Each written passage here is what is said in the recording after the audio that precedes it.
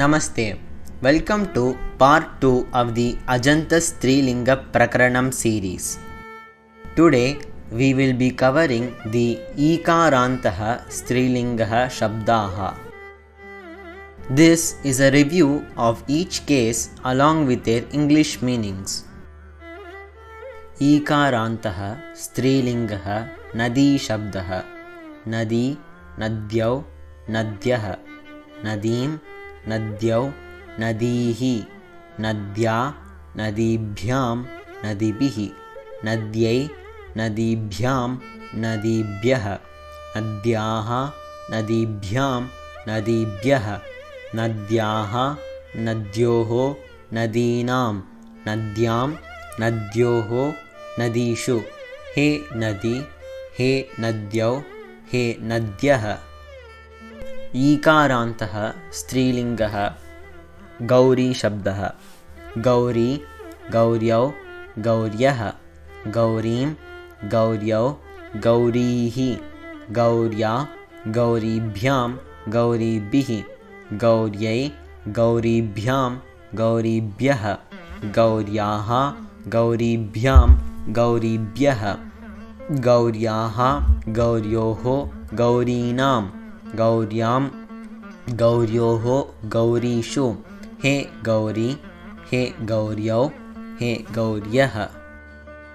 ईकारान्तः स्त्रीलिङ्गः वाणी शब्दः वाणी वाण्यौ वाण्यः वाणीं वाण्यौ वाणीः वाण्या वाणीभ्यां वाणीभिः वाण्यै वाणीभ्यां वाणीभ्यः वाण्याः वाणीभ्यां वाणीभ्यः वाण्याः वाण्योः वाणीनां वाण्यां वाण्योः वाणीषु. हे वाणी, हे वाण्यौ, हे वाण्यः. ईकारान्तः स्त्रीलिङ्गः सखी शब्दः सखी सख्यौ सख्यः सखीं सख्यौ सखीः सख्या सखीभ्यां सखिभिः सख्यै सखीभ्यां सखीभ्यः सख्याः सखीभ्यां सखीभ्यः सख्याः सख्योः सखीनां सख्यां सख्योः सखीषु. हे सखी, हे सख्यौ, हे सख्यः.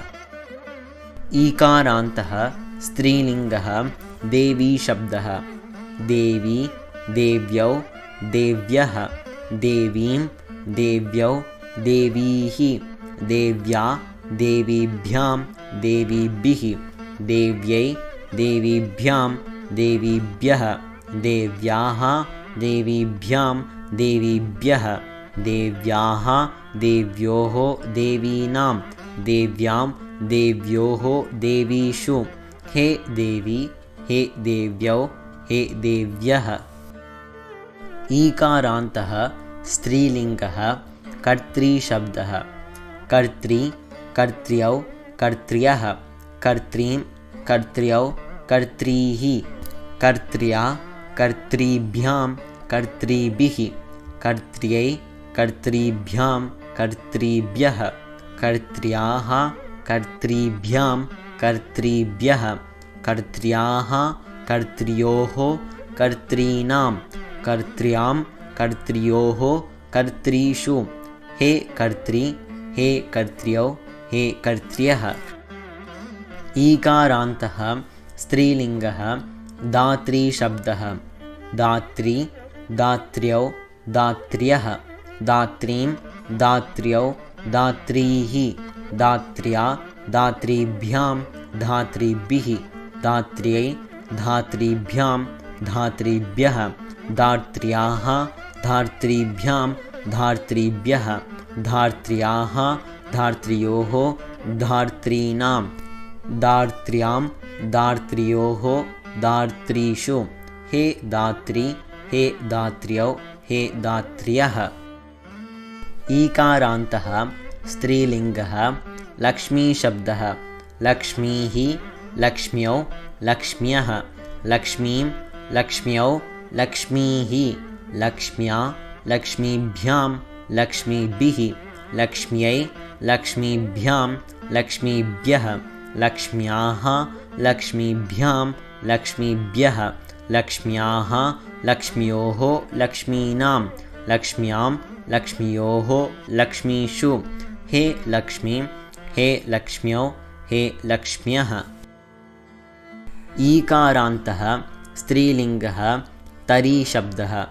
तरीः, तर्यौ, तर्यः, तरीं, तर्यौ, तरीः, तर्यां, तरीभ्यां, तरीभिः, तर्यै, तरीभ्यां, तरीभ्यः, तर्याः, तरीभ्यां, तरीभ्यः, तर्याः, तर्योः, तरीणां, तर्यां, तर्योः, तरीषु। हे तरी, हे तर्यौ, हे तर्यः।